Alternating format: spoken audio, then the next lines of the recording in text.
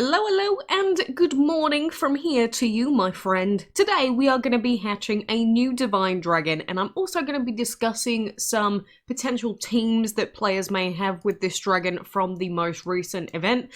So we'll go through that after we've hatched the guy. But this is, of course, Divine Yum Kaax dragon, and he's a very interesting dragon. Obviously, lots of people have spoken about his strange name before, but just like all the other dragons, he is based on some sort of god or deity.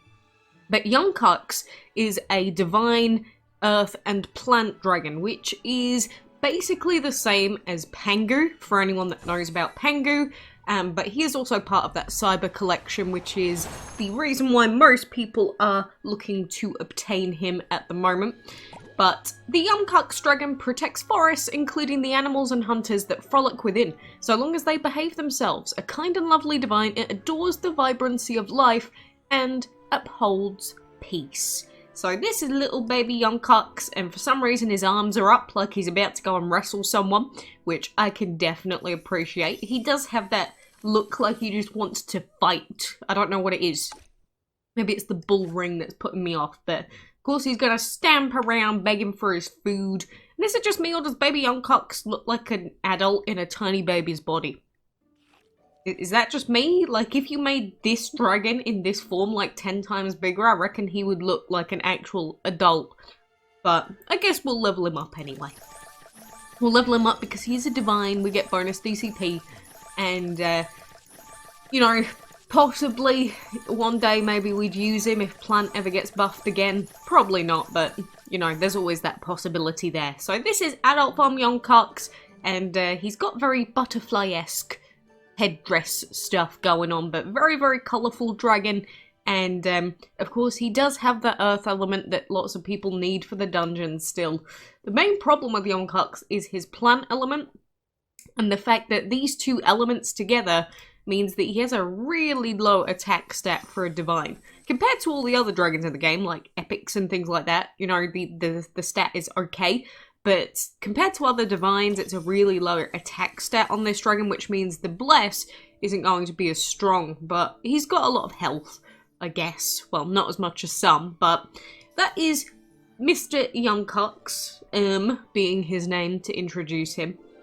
And so, like I said, I did want to discuss a potential team for this dragon, or it would be the same mainly if you had Brigid as well, because mainly these two are used for their bless and their shield, Yum Kaax and Brigid, but you can make use out of their third elements in some rare cases, as in Brigid might be useful for any of the burnout dungeons, at least a tiny bit, but Yum Kaax, his plant could be used to do a lot of weak attack quests. So between the two, you know, they have their benefits for each. I still think Brigid overall is a better choice, but if you did pick Yum Kaax, then a potential team that I could see a player having at this point from the most recent set of events would be this one here, which would be Aphrodite, Yum Kaax, and Oira, for example. Now, this team, I'm not going to say it's the greatest team of all time, mainly because, you know, those base stats. Like, Yum Kaax base stat of 73 is really low. And Oira, comparatively, he's, like, dabbing on them, basically. But the benefit of this team, for example, would be you've got the two divines that you need, you've got the earth that you need, you've got the ancient that you need, and you've got double water. So a problem with this team is that you're not going to have a massive range of unique elements, but you're going to see that the missing elements on this team are going to be wind, metal, void, light, shadow, legendary, and primal, which is still a big chunk of the available elements in the game. So the only downside to having a team like this that probably will work really well in the dungeon is that you're going to miss out on those unique elements. But overall, I think that a team like this, you know, it takes Aphrodite from the most recent event if you manage to get her, Yum Kaax or Brigid has got that earth element, and then Oira is going to be there for the double healing, which I think is better than having double shield.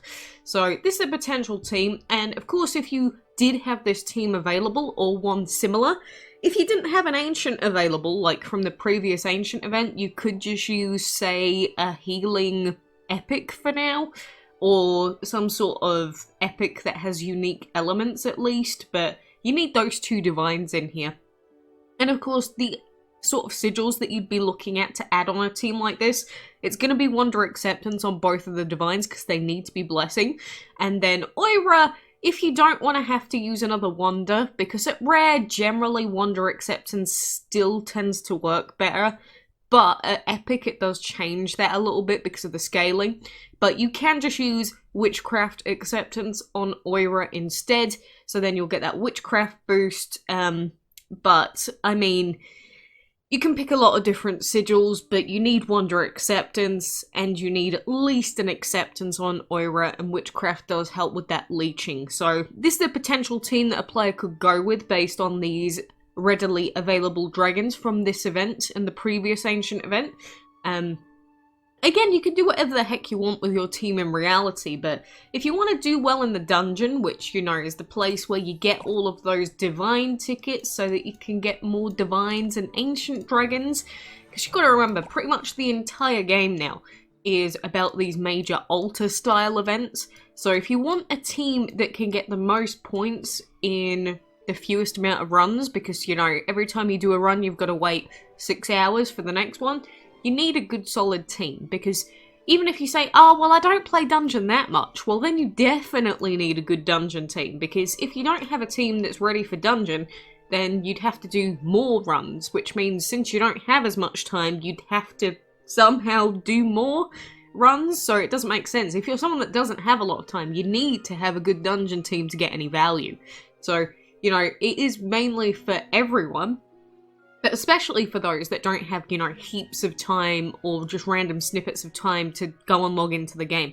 So that's a potential team. Of course, you could also, if you didn't manage to get Aphrodite, then you'd still need a healer in there, and Oira's got that other water. If not, you could always just pick another healing divine, like say you had Freya, you could go Yumcax, Freya, and pretty much any ancient at that point, really, that you wanted. Maybe another water ancient, either Oira, if you're being really weird, and a not Yoskar, is it Yoskar I'm thinking of? Either way.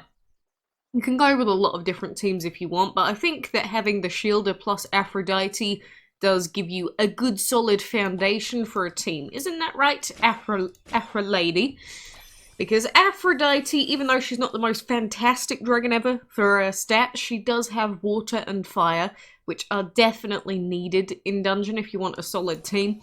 So I hope for anyone that was at least curious as to what they can actually do with their newfound divines from this event, you know, I hope this gives you some sort of idea. Because now that we're in week 3 of this event, I can imagine that there are lots of players that are maybe getting their first divine around about now. I'm talking about the players that maybe are newer players, maybe they didn't have a proper team ready, and they've just been grinding every single week. It's probably around this point into next week where they'll be getting their first divine. So make sure you don't screw up on the sigils, because the sigils are really, really important on divines, especially. Because if your divines aren't holding Wonder Acceptance, or at the very least Acceptance, so they're getting buffed by the other divines, they're not going to be very good. Which does mean that when we talk about teams, it's very important that you have level 6 skills on every single one of your dragons. Now, some people also are at the point where they don't have enough gems to unlock the final element on their divines and ancients. And in some cases that's actually fine, as long as you don't need that third element. So, for example, with Yumcax, even, if we go over to him, where the heck did I just put him? Ah, there he is. With Yumcax, his second element is Earth. So, if you were super desperately trying to cling on to your gems, for example, you could just not unlock his plant element right now. Honestly, you don't actually need it. I think it does help for his stats overall, of course, but if you were really, really pining for gems, just don't unlock Yumcax's third element and just use him for that shield and bless. That's a, like, worst case scenario when you've unlocked him but you don't really have many gems. That's fine. You can still use him. But he needs his level 6 skills on his Earth and his Divine. And so, of course, we need Mass Bless. And for the Earth upgrades, you don't want Stone Cold when you're doing Dungeon. You want Tombstone. So I just thought I'd reiterate that now. I have gone through it probably 700 times by now, but for any newer players that are coming in for this event, you know, it's really important that you know these things. I mean, you don't have to do them. Of course you don't have to, but if you want to be optimal and get the highest amount of value out of your teams, you need to be picking the meta stuff. Because Divine and Ancient has been busted for a very long time now. Looks like they're not going to balance it at any point. I mean, they had the potential to possibly balance it slightly when Primal came out. No, Primal is just not useful. If it had the 100% stun chance, like it stated on the description, then I think it actually would have. But obviously it's not the case, it's 10% passive skill. So now it's just basically ignore that. That's not useful at all. That's basically the point that we're at with Primal. Maybe we could find some specific uses for it in some case, but I can't really see it happening. Anyway, while we're here, I believe that we can give him Roger an extra star, so shall we do it? I'm gonna do it. We're gonna enchant him once. So there's an extra 2 levels for Aaron Roger, which should put him closer. There we go. He's now at the top of our squad, which does mean that, yeah, he should be the big baddie now. We can always level up our other dragons, like a singular level if we need to, but, you know, Black was a little bit behind on the leveling. But the others are fully enchanted. He's probably never going to get fully enchanted, but that's another thing that you've got to worry about with Divine teams.